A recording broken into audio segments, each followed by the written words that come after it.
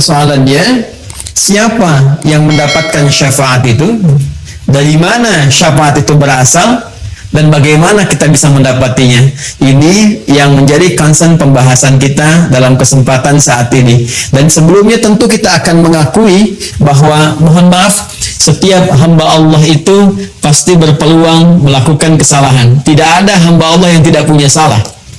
Ingat ya, sepanjang manusia dan dia bukan nabi, bukan rasul yang punya sifat maksum. Nabi, Rasul punya sifat ma'asum, terjaga dari kesalahan. Kita bukan Nabi, bukan Rasul, itu pasti tidak akan lepas dari kesalahan. Karena itu sebutan yang melekat kepada manusia, dari 5 nama yang diberikan oleh Allah, salah satunya ada kata bashar. Ya, ada kata bashar. Bashar disebutkan 35 kali dalam Al-Quran. Jadi kita disebut dengan 5 nama. Ada bashar, misalnya qul innama ana basyarum mithlukum, atau Quran surah ke-15 ayat ke-28, wa idh qala rabbuka lil malaikati inni khaliqum basyara. Ya, disebutkan 35 kali dalam Al-Quran. Kadang disebut dengan ins disebutkan 18 kali pasangan ini dalam Al-Quran berpasangan dengan jin. Ya ma'syaral jinni wal ins wa ma khalaqtul jinna wal ins. Kadang disebutkan dengan al-insan, ya, wal 'asr innal insana lafi khusr. Ya, kadang disebutkan dengan menggunakan an-nas, ya, qul a'udzu birabbin nas. Kadang disebutkan dengan menggunakan bani Adam. Ya bani Adam khudhu zinatakum 'inda kulli masjid. Semua penyebutan ini itu punya makna tertentu yang saling melengkapi makna-makna yang terkait dengan aktivitas kemanusiaan dan sifat-sifatnya. Kenapa manusia disebut dengan bashar? Ingin menunjuk kepada tampilan fisik dan keadaannya yang memiliki nafsu. Jadi kalau malaikat dicipta dengan jiwa takwa saja, karena itu malaikat tidak punya peluang berbuat salah. Quran surah ke-66 di ayat yang ke-6. La ya'sunallaha ma amarahum wa yaf'aluna ma yu'marun. Malaikat itu yaitu materi penciptaannya dari jiwa takwa, karena itu sempurna, kecenderungannya baik saja. Kata Allah, malaikat tidak punya peluang berbuat maksiat, menyalahi ketentuan, ya, kemudian mengerjakan tugas sesuai dengan tupoksinya.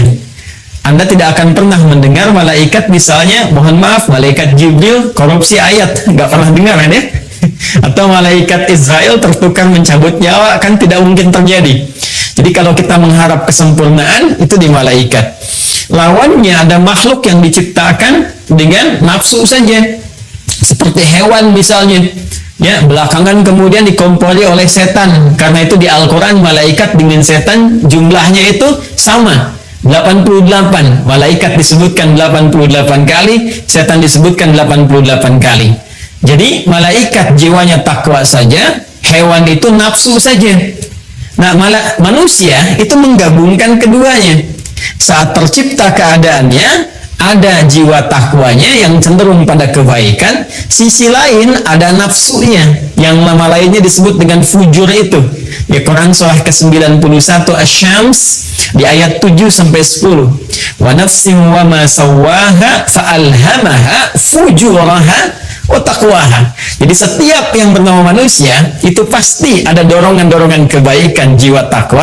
Nanti yang didorong oleh malaikat mendorong jiwa takwa kita supaya bangkit. Karena itulah ketika tadi ditampilkan misalnya ada pesantren begini, keadaan begini, itu sepanjang masih ada nilai kemanusiaan dalam dirinya, itu pasti akan ada dorongan kebaikan untuk merespon, walaupun responnya mungkin akan berbeda-beda, tapi minimal dia akan merasa, ya, dengar suara adzan, nah itu ada pancaran dalam jiwanya, itu jiwa takwanya untuk merespon itu semua.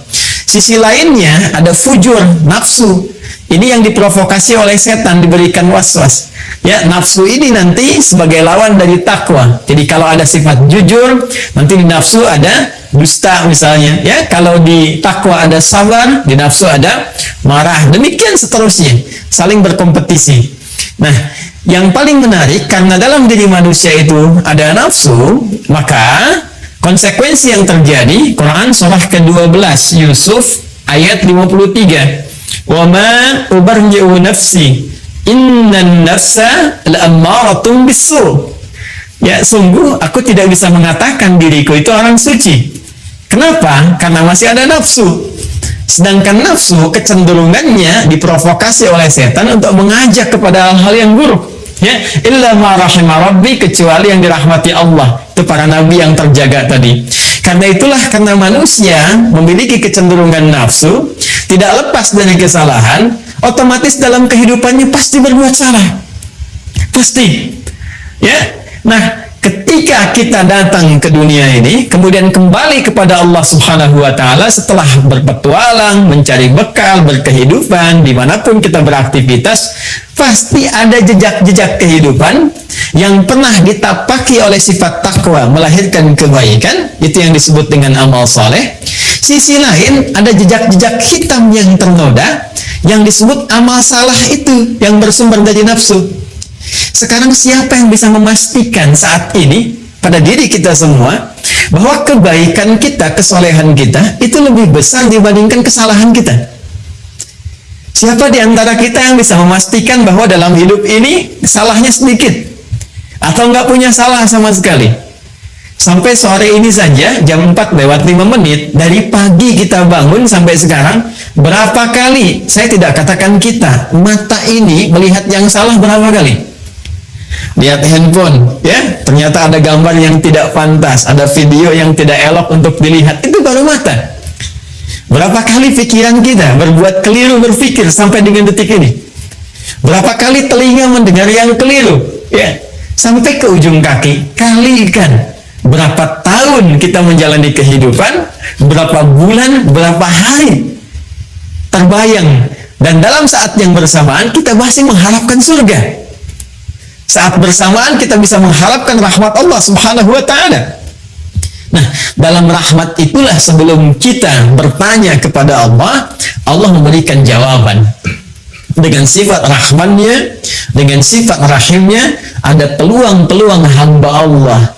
Sekalipun boleh jadi pernah melakukan kesalahan-kesalahan di muka bumi, atas rahmat Allah tertentu, maka diturunkanlah satu penggenapan dari amalannya yang dengan itu bisa meringankan dosa-dosanya atau bahkan menghapuskannya, memaafkan kesalahannya, dan menjadi perantara untuk mendapatkan rahmat yang terbaik. Itulah yang disebut dengan syafaat. Dan dari sini kemudian di Quran surah Az-Zumar, ya, surah ke-39 di ayat yang ke-44, ya, Quran surah ke-39 di ayat yang ke-44 Allah menyampaikan, qulillahu syafa'atu jami'a, ya, qulillahu syafa'atu jami'a.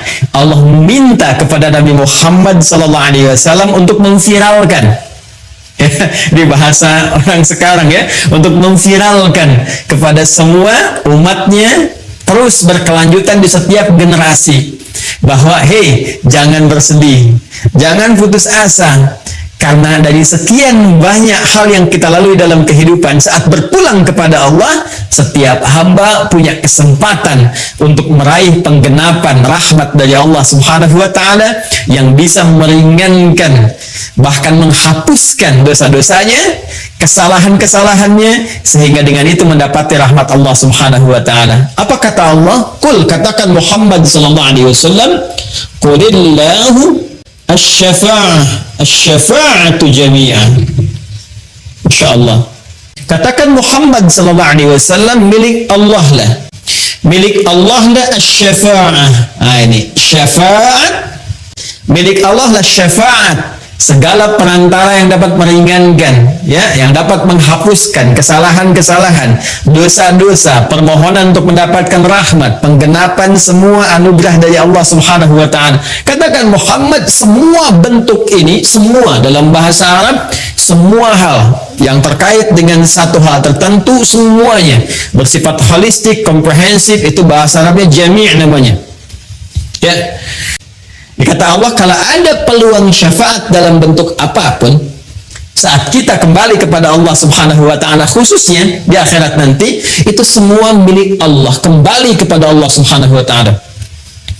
Ya, bahkan nanti Allah menantang dan menegaskan di Quran surah Az-Zukhruf tadi yang dibacakan di ayat ke-86-nya tadi, ya, oleh qari kita. Ya, maka ditanya kan, ya, siapa yang bisa mendapatkan dan memiliki syafaat selain Allah Subhanahu wa taala? Nah, itu satu penegasan dari Allah Subhanahu wa taala untuk memberikan kesan pada setiap hamba. Pertama, setiap kita berpeluang mendapatkan satu perantara kebaikan, yaitu syafaat dari Allah Subhanahu wa taala yang dapat meringankan dosa-dosa kita, bahkan menggugurkannya dan menaikkan status baik kita di hadapan Allah Subhanahu wa taala. Yang kedua, juga penegasan dari Allah Subhanahu wa taala di surah yang lainnya bahwa selain Allah tidak memiliki hak prerogatif untuk bisa menetapkan syafaat yang dimaksudkan. Baik, kalau kita sudah paham sampai di sini, mengetahui makna syafaat secara istilah, pemilik syafaat itu siapa, baru kemudian kita bisa berbicara bagaimana kita bisa mendapatkan informasi tentang syafaat itu yang bersumber dari pemiliknya. Yang bersumber dari pemiliknya. Mari kita lacak Bapak Ibu sekalian ke Quran dulu, surah ketiga Ali Imran di ayat ke-31. Setelah ini nanti baru kita akan masuk dalam turunan hadis-hadis Nabi sallallahu alaihi wasallam. Qul in kuntum tuhibbunallaha fattabi'uni yuhibbukumullahu wa yaghfir lakum dzunubakum. Baik, mari kita fokus pelan-pelan kembali ke makna syafaat yang tadi kita sampaikan. Ya, syafaat adalah satu anugerah, pengenapan dari amalan, pemberian ampunan, pemaafan dari kesalahan-kesalahan, perantara untuk mendapatkan rahmat Allah Subhanahu wa taala. Kalau kita ambil semua hal tadi, semua makna tadi, bukankah ini mengarah kepada cinta Allah Subhanahu wa taala? Yang menariknya, formulasi cinta dalam Al-Quran ketika seorang hamba mendapatkan cinta Allah, itu formulasinya, raihan yang didapatkan pertama kali adalah buah-buah dari syafaat. Buah syafaat itu kan ampunan Allah tadi kan, ya, pemaafan dari kesalahan, peringanan dari dosa-dosa, bahkan penghapusannya. Itu ternyata ketika kita lihat di Al-Quran, buah dari syafaat ini yang tadi disebutkan itu lahir dari cinta Allah kepada hamba.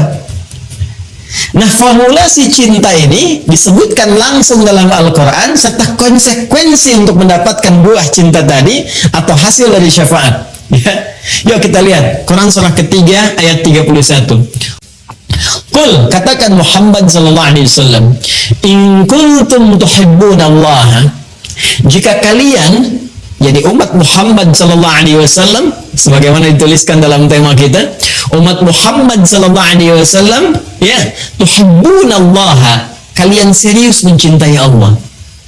Wal in kuntum tuhibbunallaha, jika kalian serius mencintai Allah Subhanahu wa taala, dia kata kuncinya, fattabi'uni, maka buktikan cinta itu, buktikan komitmen cinta itu, fattabi'uni, dengan cara cepat mengikuti aku, yakni mengikuti tuntunan Nabi sallallahu alaihi wasallam.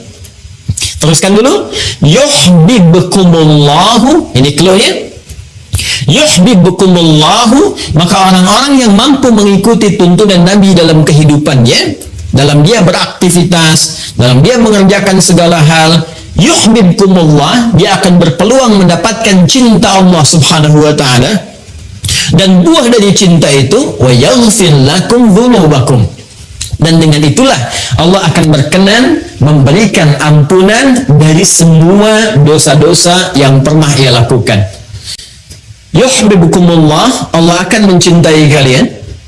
Ketika cinta diberikan, yaghfir lakum dzunubakum, yang pertama Allah berikan pada orang-orang yang mendapatkan cinta Allah, ternyata bukan materi dunia, bukan kedudukan, bukan harta benda, mas hati-hati, tapi ampunan dari semua dosa-dosa. Ini bentuknya jamak. Ketika Allah mencintai seorang hamba, kata Allah, yang pertama diberikan ampunan dari semua dosa-dosanya. Bukankah ampunan dari segala dosa itu adalah buah dari syafaat? Nah, jadi kalau ingin kita katakan siapa yang berpeluang mendapatkan syafaat itu, maka dijawab oleh ayat ini fattabi'uni, yaitu orang-orang yang mau mengikuti tuntunan atau petunjuk Rasulullah sallallahu alaihi wasallam, Nabi Muhammad sallallahu alaihi wasallam. Ya, karena itu sudah tepat kalau panitia memberikan judul dengan itu syafaat untuk umat Nabi Muhammad sallallahu alaihi wasallam. Ya, itu sudah ada clue-nya di situ. Bagaimana kita bisa mendapatkan syafaat? Syarat pertama ini. Mengikuti tuntunan atau menjadi umat Nabi Muhammad sallallahu alaihi wasallam. Ini bagian yang pertama. Baik, yang kedua, Bapak Ibu sekalian, setelah kita mendapati informasi ini dan alhamdulillah kita telah masuk dalam frame syafaat yang dimaksudkan. Artinya peluang ini sudah hadir di hadapan kita. Ya, alhamdulillah sampai sore hari ini ya kita memastikan diri menjadi bagian dari umat Nabi Muhammad sallallahu alaihi wasallam. Alhamdulillah yang selalu diupdate ya komitmen itu, pernyataan itu 5 kali bahkan dalam sehari sedikitnya. Ya, bukankah dalam setiap sholat kita menegaskan kembali bahwa kita umatnya Nabi Muhammad SAW ya dengan mengatakan asyhadu an la ilaha illallah wa asyhadu anna Muhammadar Rasulullah. Itu 5 waktu kan dalam sehari. Subuh sekali, zuhur 2 kali sudah 3, asar 2 kali sudah 5, maghrib 2 kali sudah 7, isya 2 kali sudah 9. Jadi paling sedikitnya kita 9 kali itu ya dalam sehari, paling sedikitnya dalam sholat untuk menegaskan bahwa ya Allah, aku menuhankanmu, tiada Tuhan selain Engkau, aku siap mengabdi kepadamu dan mengikuti tuntunan Nabi Muhammad SAW yang aku tetapkan sebagai Rasul dan petunjuk-petunjuk darimu yang dibawanya. Nah, jadi alhamdulillah sepanjang kita masih menunaikan salat, sepanjang kita beriman kepada Allah, maka frame kesempatan bingkai yang hadir di hadapan kita untuk mendapatkan kesempatan meraih syafaat itu terbentang luas. Tinggal persoalannya, apakah kita akan masuk ke bingkai syafaat itu? Ya, ini pintunya sudah ada. Ya, ini dikasih ini setiap kita nih. Silahkan, ini ada pintu syafaat. Mau dibuka nggak? Ya, jadi sangat sayang sudah diberikan peluang, pintunya ada, Anda nggak buka. Jadi yang salah bukan Allah. Yang salah bukan Rasulullah. Ya, karena itu sangat berbahagia jika seseorang berpetualang dalam kehidupan di muka bumi, lalu pintu syafaat diberikan dan dia mau membuka pintunya. Nah, sekarang bahasan selanjutnya ini menjadi pamungkas dari sesi pembahasan kita saat ini. Seperti apa gambaran kunci-kunci yang diberikan kepada kita untuk membuka pintu syafaat itu sehingga melahirkan kebahagiaan bagi kita karena dapat memasukinya. Untuk membuka pintu itu kita butuh kunci-kuncinya. Nah, kunci ini yang akan kita urai di kesempatan kali ini untuk mendapatkan syafaat Nabi Muhammad SAW khususnya saat kembali kepada Allah Subhanahu wa taala. Karena terkait dengan kunci-kunci pintu syafaat yang ditugaskan oleh Allah kepada Nabi Muhammad SAW untuk disampaikan kepada kita, karena itu kita akan berinteraksi dengan keterangan Nabi SAW, ya khususnya terkait dengan hal-hal yang berkelindan dengan persoalan syafaat. Karena keterangan Nabi SAW ada dalam hadis, karena itu kita coba lacak dalam kitab-kitab hadis Nabi Muhammad SAW. Baik, satu. Ya, kita sekarang akan masuk ke kunci-kunci pembuka pintu syafaat. Ya. 1. Ada dalam hadis riwayat Al-Bukhari dalam topik yang ketiga. Jadi ada 97 topik atau 97 kitab di Sahih Al-Bukhari. Topik yang ketiga, nomor hadis 99. Bab yang ke-33. Babul hirfi 'alal hadis. Ya, bab semangat untuk mencari dan mempelajari hadis, riwayat dari sahabat Abu Hurairah radhiyallahu taala anhu. Saya langsung cepat ya. Rasulullah SAW pernah menyampaikan dalam hadis ini, perhatikan kalimatnya, as'adun nasi bi syafa'ati yaumal qiyamati man qala la ilaha illallah khalisan min qalbihi aw nafsihi. As'adun nasi, orang yang paling bahagia, bisyafa'ati, karena mendapat syafaatku, yaumal qiyamati, di hari kiamat. Baik. 1. Terdapat dalam Sahih Al-Bukhari nomor hadis 99 dalam Kitabul Ilmi. Tadi syafaat milik Allah, lalu Allah memberikan penegasan ya kepada Nabi Muhammad SAW. Penegasan yang pertama, Allah menyampaikan ada peluang diberikan langsung kepada Nabi Muhammad sebagai apresiasi tertinggi, penghargaan tertinggi pada seorang nabi dan rasul, ya, untuk memberikan syafaat dengan izin Allah Subhanahu wa taala. Siapa yang mendapatkan syafaat Nabi ini? Nabi sendiri yang langsung menyampaikan. Kata beliau, as'adun nasi, orang yang paling berbahagia. Ya, orang yang paling berbahagia bi syafaati, yang mendapatkan syafaatku yaumal qiyamati, di hari kiamat, man qala la ilaha illallah khalisan min qalbihi aw nafsihi. Orang yang mampu dengan ikhlas, dengan tulus mengucapkan la ilaha illallah, ikhlas bersyahadat, min qalbihi aw nafsihi, yang bersumber langsung dari kalbunya, dari jiwanya, bersumber dari jiwanya. Ini penting saya jelaskan Bapak Ibu sekalian, bagaimana ciri seseorang yang mengucapkan syahadat bersumber dari jiwanya. Karena setiap muslim, tadi saya katakan, itu berpotensi mengucapkan kalimat syahadat. Artinya semua orang berpeluang mendapatkan syafaat. Tapi tidak semua yang mengucapkan syahadat di lisannya itu bisa bersumber dari hatinya. Bahkan nanti turun Quran surah ke-49. Quran surah 49 di ayat yang ke-14. Jadi ada orang-orang, sekelompok orang Arab Baduy datang kepada Rasulullah ingin mengatakan, "Ya Rasulullah, kami telah beriman, kami telah mengimplementasikan syahadat di lisan sampai masuk ke dalam qalbu." Turun jawaban. Ya, turun ayat ini mengatakan, qalatil a'rabu amanna. Orang Arab Baduy berkata, datang kepadamu, kami telah beriman dengan benar. Kata Allah, qul lam tu'minu, katakan Muhammad SAW, kalian belum serius imannya. Walakin qulu aslamna walamma yadkhulul imanu fi qulubikum. Tapi cukup katakan dulu, kalian baru masuk Islam. Bukankah syarat masuk Islam pertama mengucapkan dengan lisan? Asyhadu an la ilaha illallah, kalimat ini. Asyhadu an la ilaha illallah wa asyhadu anna Muhammadar Rasulullah. Itu kan di lisan. Ketika diucapkan di lisan, sah dia sebagai muslim.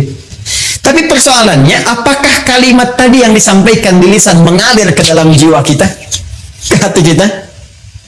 Ya, ini ada perbedaannya. Kata Al-Quran langsung ditegaskan, jika syahadat yang diucapkan itu mengalir sampai kepada kejiwanya, ya, maka ini akan melahirkan satu getaran dalam jiwanya, berbentuk sebuah keyakinan tanpa ragu terhadap apa yang ia yakini, yang ia peluk, yaitu Islam.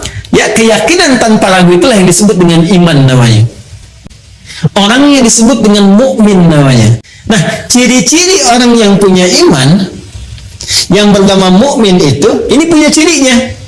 Ketika syahadatnya sampai ke dalam jiwanya, kemudian masuk ke dalam jiwa takwanya, yang tadi saya sebutkan di awal, dia menjadi mukmin, bukan sekedar muslim. Ya, dia punya iman, keyakinan tanpa kuat, tanpa ragu dalam jiwanya, maka getaran keimanan ini itu akan menjadi cahaya yang memberikan bimbingan kepada setiap anggota tubuhnya untuk melakukan perbuatan sesuai dengan bimbingan imannya. Perbuatan dalam bahasa Arab disebut dengan amal. Bimbingan iman yang mengiringi perbuatan itu, yang ditetapkan, disetujui oleh Allah, dianggap baik oleh Allah, disebut dengan salih namanya. Maka muncullah di sini istilah amal saleh.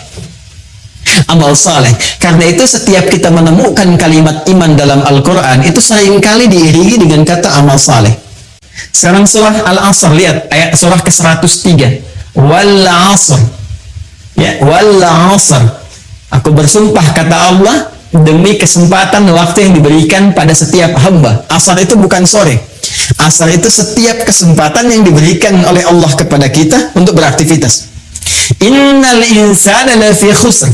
Setiap manusia itu berpeluang rugi karena tak mampu menggunakan kesempatan yang aku berikan, kata Allah, untuk meniti aktivitas yang baik. Illal ladzina amanu, kecuali orang-orang yang menjadikan waktu tadi sebagai momentum untuk mengkreasikan dengan imannya. Illal ladzina amanu, disebut iman dulu. Lalu setelah dia punya iman, apa dampaknya? Wa amilus salihat. Iman itu akan membimbing dia untuk mengerjakan semua perbuatan-perbuatan baik.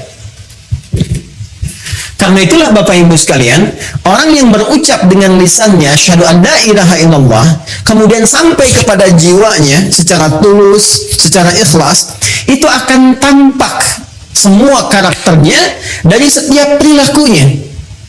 Jadi kalau kita ingin mengecek apakah keimanan sudah sampai kepada jiwa, itu bisa dilihat dari perilaku kita. Apakah iman itu memancarkan cahaya yang membimbing anggota tubuh kita untuk bersikap, akan kelihatan, akan nampak dari perilaku seseorang. Sekarang kita cek di dalam Al-Quran, itu semua fungsi tubuh kita itu seringkali didampingi dengan pendampingan iman. Kita lihat Quran surah ke-24 misalnya, ya, ayat 30 untuk laki-laki, 31 untuk perempuan, ketika menyebutkan fungsi mata. Qul lil mu'minina yaghuddu min absarihim. Katakan Muhammad sallallahu alaihi wasallam, pria-pria yang beriman itu pasti matanya hanya digunakan menatap yang baik saja. Bila yang ditatap itu tak baik, dia akan palingkan pandangannya. Quran surah ke-49 ayat 11 sampai 12. Ya ayyuhalladzina amanu, hai semua orang yang beriman, la yasra qaumin qaum, jangan gunakan lisanmu untuk berkata yang tidak baik, apalagi mencela orang lain. La yaghtab ba'dukum ba'dha, jangan bikin hoax, jangan bergibah. Ya, dari mata, dari mulut, lisan, tangan sampai ujung kaki. Ternyata ketika ini akan disebutkan fungsinya, perilakunya, Allah lebih dulu menyebutkan tentang ini, cahaya imannya. Jadi mata orang beriman ketika digunakan pasti akan menatap yang baik-baik. Lisan orang beriman pasti akan bertutur yang baik-baik. Tangan orang beriman menggenggam yang baik sampai ujung kakinya. Nah, semua kebaikan yang dikerjakan karena petunjuk iman itu yang disebut dengan amal saleh. Jadi kalau ada orang yang ingin masuk dalam pintu syafaat, mendapatkan kunci yang pertama, secara singkat rumusnya adalah ini, la ilaha illallah dengan ikhlas yang ditandai dengan meningkatkan amal saleh dalam kehidupannya.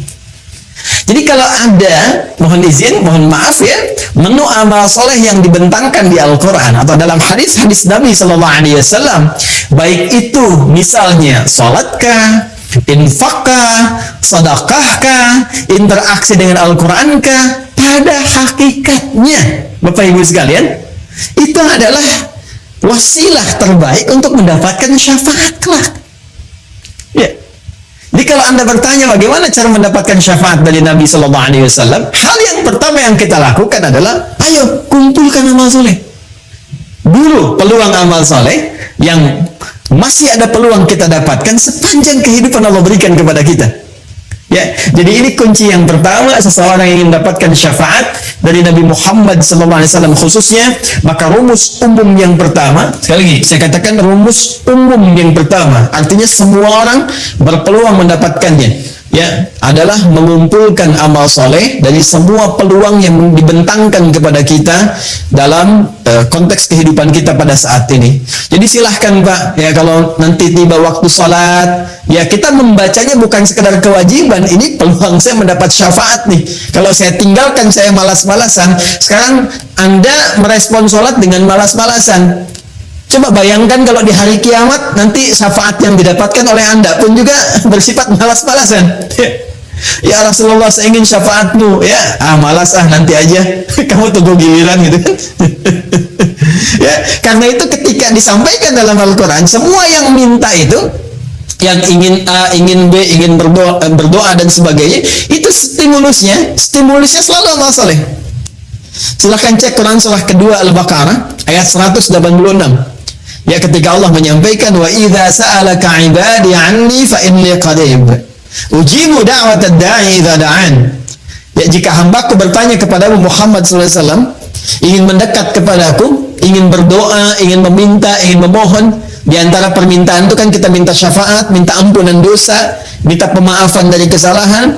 Kata Allah, ujibu da'watad da'i idza da'an, aku akan jawab doanya sepanjang dia bermohon. Ya, falyastajibuli wal yu'minu bi. Tapi, nah, yang paling utama kalau doa ingin cepat dikabulkan, ingin cepat aku jawab, ingin cepat aku respon, falyastajibuli. Maka respon seruanku, kata Allah. Wal yu'minu bi, lagi-lagi lakukan dengan iman. Ini, lakukan dengan iman. Jadi ketika Allah meminta kita, ya, menyeru kita lewat salat misalnya, ayo tunaikan salat, ada seruan harta lewat zakat, infak, sedekah, seruan interaksi dengan Al-Quran, itu sesungguhnya peluang tercepat yang mengantarkan kita pada jawaban doa dan puncaknya syafaat. Jadi kalau dengar suara azan, Allahu Akbar, Allahu Akbar, nah ini peluang syafaat nih. Katanya pengen ampunan dosa. Ya, ini peluang kebahagiaan nih. Makanya panggilan sholatnya disandingkan dengan kebahagiaan. Bukankah Anda kalau sudah mendapatkan jawaban bahagia? Makanya ketika Anda bertanya, kenapa sih mesti sholat? Ya, hayya 'alas shalah. Ayo sholat, kenapa harus sholat? Jawabannya indah sekali. Allah tidak mengatakan itu kewajiban bagimu, ini begini, ini begitu. Iya, hukum secara fikih kewajiban, wajib kita mengerjakan. Kenapa dipaksa wajib? Hayya 'alal falah, supaya kamu bahagia. Di saking rahmannya Allah kepada kita, dijadikan salat itu wajib yang memaksa kita mendapatkan kebahagiaan yang kita inginkan. Nah, ini yang pertama ya. Jadi ini rumus umum yang pertama, orang-orang yang berpotensi bahagia mendapatkan syafaat dari Nabi Muhammad SAW di kalangan umatnya, yaitu orang yang pertama gemar mengumpulkan amal saleh dalam misi kehidupannya. Nah, sekarang kita masuk pada yang kedua, yang spesial. Kita balik bertanya, ya Rasulullah SAW, kalau saya ingin mendapatkan kunci cepat, shortcutnya, ya biasanya kan orang pengen yang istimewa, yang cepat, ya, yang bisa lewat dengan cepat, ya, bisa bypass dan sebagainya. Ada nggak? Nah, maka disinilah setelah yang umum dirincilah amalan-amalan spesifik yang mempercepat seseorang bisa mendapatkan syafaat.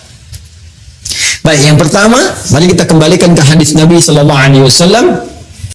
Qala Rasulullah Sallallahu Alaihi Wasallam bima ma'na awlan nasi bi syafaati yaumal qiyamati aktsaruhum alayya salatan. Baik, tadi amalan umum, sekarang kita masuk kepada amalan cepatnya yang khusus. Orang yang paling utama, kata Nabi, awlan nasi, orang yang paling utama bi syafaati yaumal qiyamati, untuk mendapatkan syafaatku di hari kiamat, aktsaruhum alayya salatan, yaitu orang yang paling banyak di antara mereka bersolawat kepadaku, kata Nabi Muhammad sallallahu alaihi wasallam. Jadi kalau tadi masih umum sifatnya amal soleh, jadi amal soleh apa saja bisa, sholat, yang harta, zakat, infak, sedekah dan sebagainya. Sekarang mulai khusus. Ya. Yang kedua adalah salawat kepada Rasulullah sallallahu alaihi wasallam, Muhammad sallallahu alaihi wasallam. Allahumma salli ala sayyidina Muhammad wa ala alihi wa sahbihi. Allahumma salli ala sayyidina Muhammad. Kita bacakan. Ternyata manfaat salawat itu bukan hanya menghadirkan feedback, ya, satu balasan balik, umpan balik kepada kita semua, berupa 10 kali lipat balasan dari Allah. Kan di hadis lain Nabi mengatakan, man shalla alayya salatan wahida sallallahu alaihi asyur salawat. Siapa yang bersalawat kepadaku sekali salawat, maka Allah akan membalas kepada dirinya 10 kali lipat. 10 kali. Ini agak tajam ya, kita secara ilmiah kita tunjukkan. Perhatikan baik-baik. Kalau ada yang mengatakan begini, misalnya itu Nabi umat Islam aja masih belum selamat, masih butuh salawat dari umatnya. Ini menunjukkan belum paham, ya, belum memahami esensi dari salawat. Ya, esensi salawat itu pada hakikatnya bukan untuk Nabi Muhammad, tapi kemuliaan Nabi itu yang melahirkan aura kebaikan yang dampaknya diberikan kepada kita. Jadi sebetulnya saat kita sedang bersalawat, ya itu kembali kepada kita manfaatnya. Menunjukkan kecintaan kepada Rasulullah itu melahirkan rahmat Allah, yang rahmat itu diberikan kepada kita 10 kali lipat dari ucapan yang kita sampaikan. Ya. Jadi hakikat dari salawat itu sesungguhnya untuk menghadirkan pahala dari amalan kita yang kembali kepada kita 10 kali lipat, Masya Allah. Jadi begitu Anda mengatakan di hari ini sekali Allahumma shalli ala sayyidina Muhammad misalnya, itu langsung diberikan ganjaran, ya, balasan oleh Allah 10 kali dari apa yang kita lakukan. Nah, pertanyaannya, apa bentuk balasan yang Allah berikan itu dari kalimat salawat yang kita ucapkan? Bapak Ibu sekalian, sholawat itu bentuknya banyak nanti. Ya, ada sholawat dari Allah diantaranya, ada sholawat dari malaikat diantaranya. Ya, innallaha malaikatahu yusalluna 'alan nabi. Sungguh Allah Subhanahu wa taala dan para malaikat bersalawat ya kepada Nabi sallallahu alaihi wasallam. Jadi salawatnya Allah kepada Nabi, ya salawatnya malaikat kepada Nabi itu dibedakan. Ya, itu beda tingkatan pemahaman dengan apa yang diberikan kepada kita. Ya, itu nanti maknanya bisa berbeda. Ya, maknanya bisa berbeda. Nah, salawat dari Allah yang diberikan kepada setiap hamba secara umum. Ya, secara umum itu kita temukan di Quran surah kedua di ayat 157. Ulaika 'alaihim salawatun mir rabbihim wa rahmah wa ulaika humul muhtadun. Ada golongan-golongan yang mendapat ujian dari Allah, kemudian mereka bersabar dan mereka mendapat salawat dari Allah. Nah, sekarang apa pengertian salawat dari Allah itu?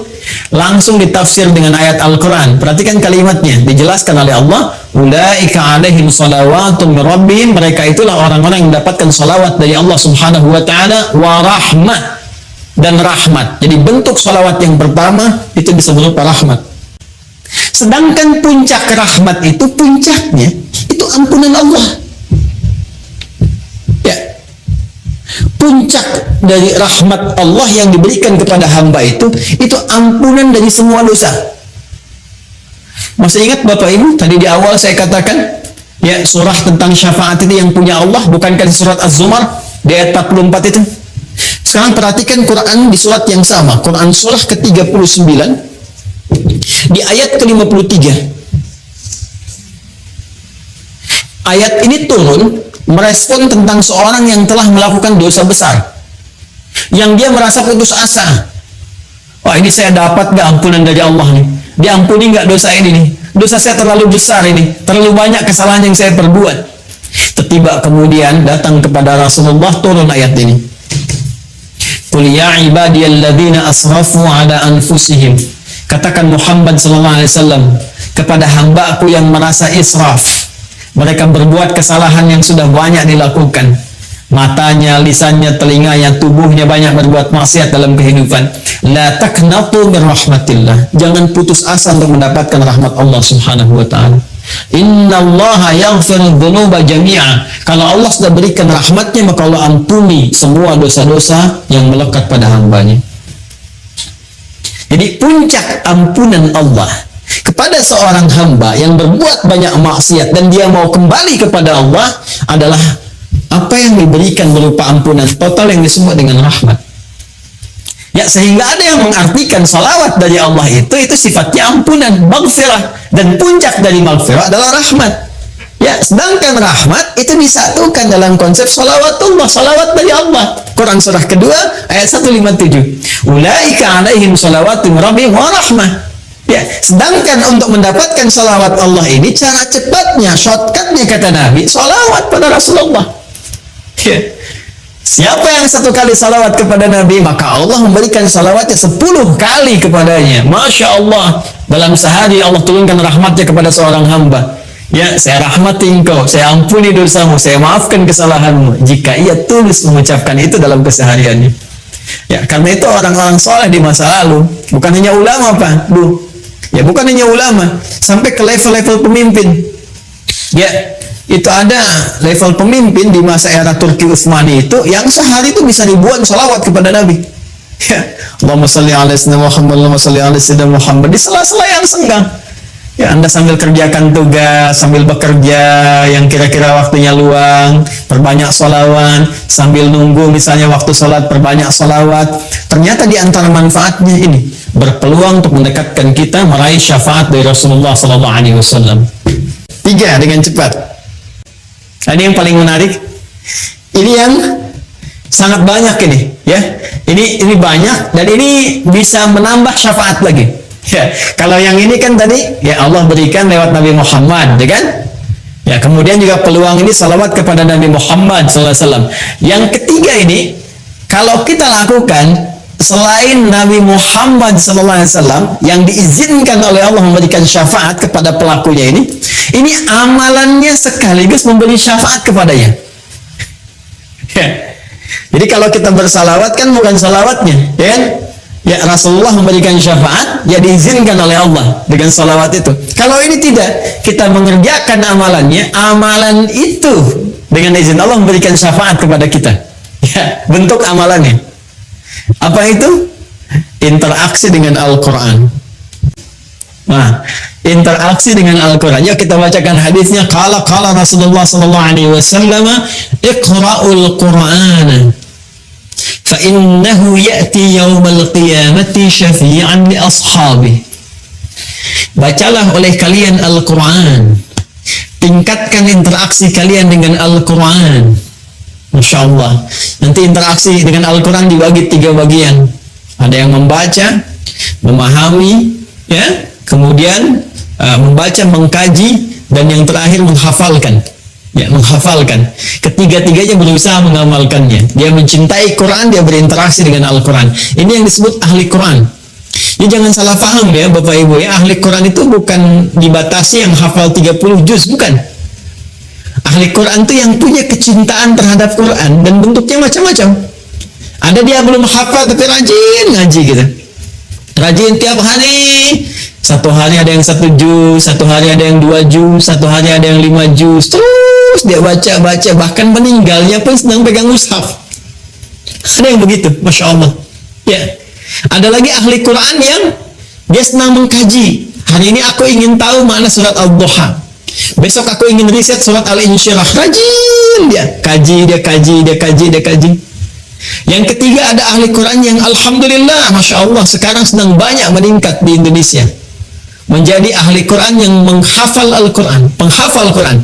Quranul yamshi, Quran yang berjalan di muka bumi. Ya, dia menghafal, berinvestasi waktunya untuk mendekat kepada Allah lewat Al-Quran.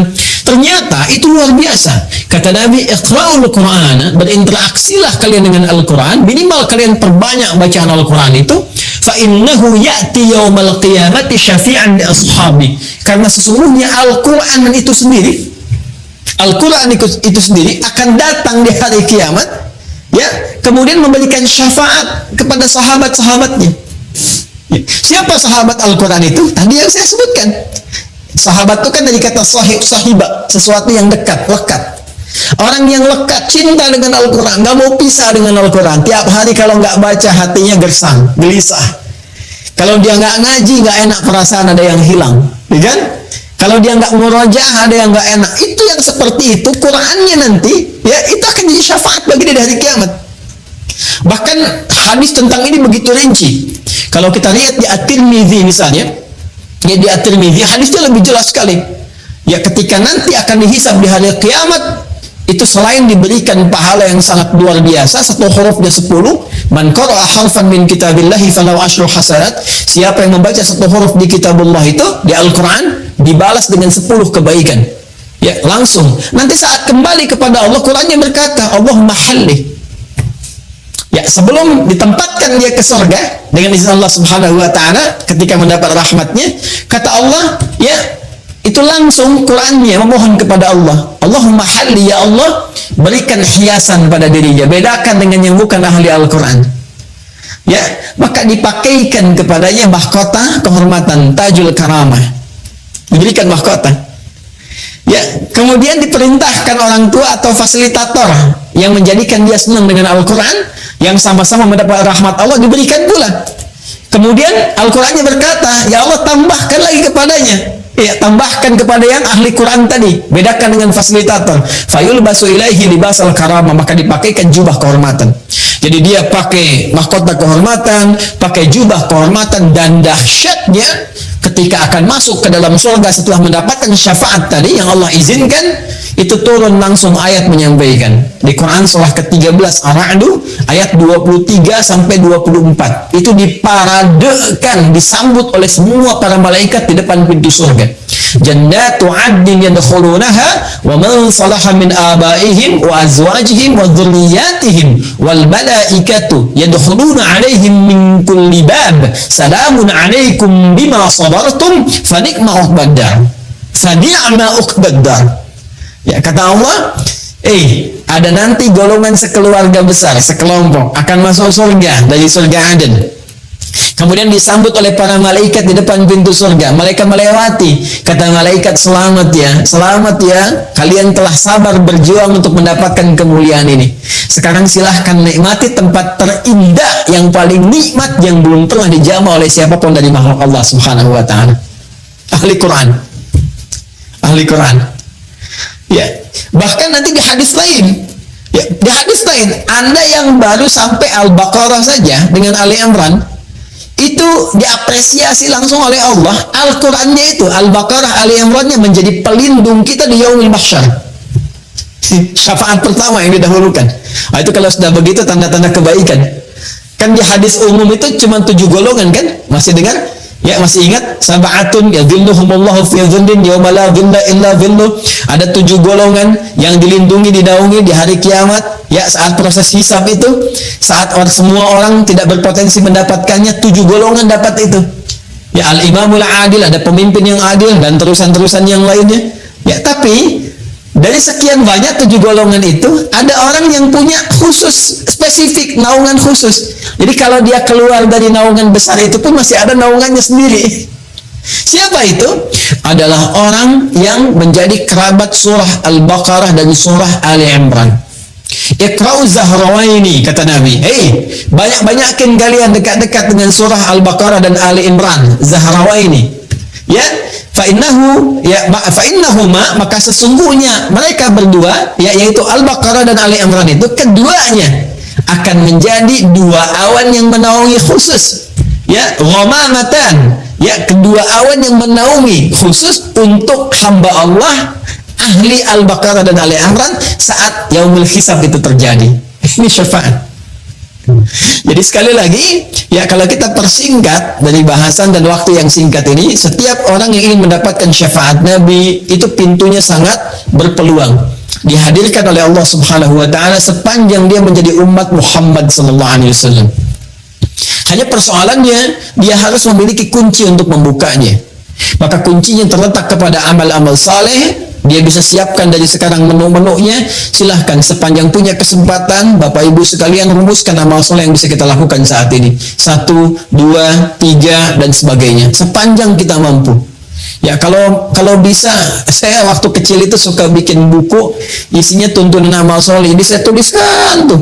Kalau sholat ada berapa jenis, yang fardu, yang sunnah, terus gitu. Nanti kalau saya kerjakan checklist, kalau tidak saya silang gitu ya.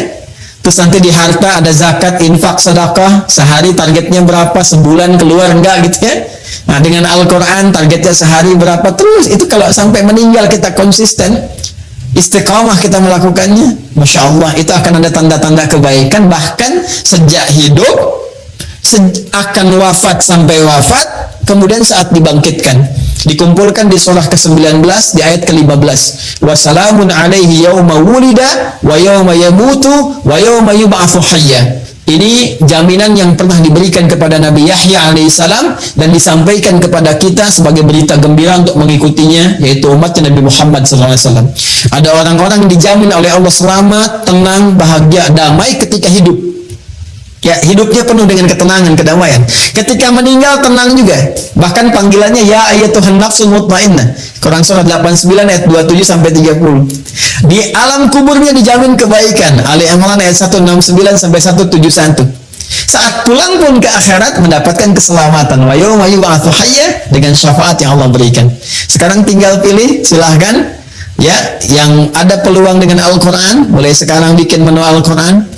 Ya, ada peluang dengan sholawat. Wah, ini selalu punya peluang, kita banyakin sholawat. Ada peluang dengan harta benda. Tadi juga sudah banyak ditawarkan amalan. Ya, boleh jadi ditampakkan di hadapan kita untuk menyentuh. Barangkali ada sebagian dari rezeki yang Allah titipkan untuk bisa menyambut amalan-amalan itu semua.